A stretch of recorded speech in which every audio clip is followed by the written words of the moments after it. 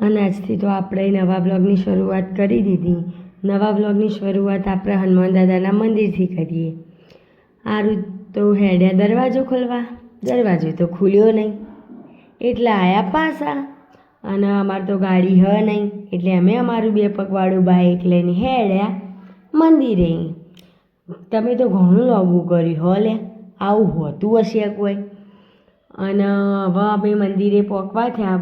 લોકોને તો એમ કે નવાઈનો ફોન હશે તે મને બતાવતા હશે.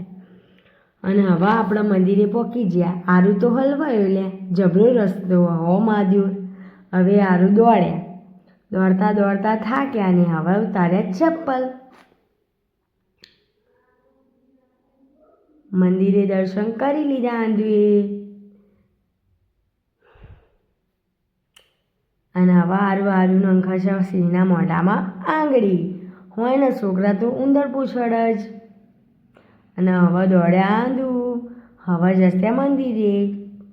તો તમે મંદિરના હનુમાન દાદાના દર્શન કરી લો.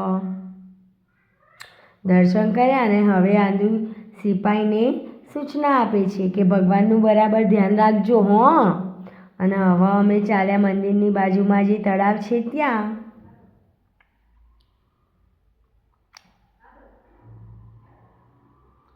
આરું તો આજુબાજુની શોધખોળ કરે છે.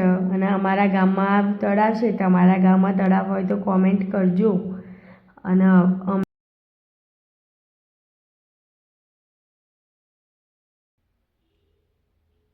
જોઈ શકો છો તમે કાચબા.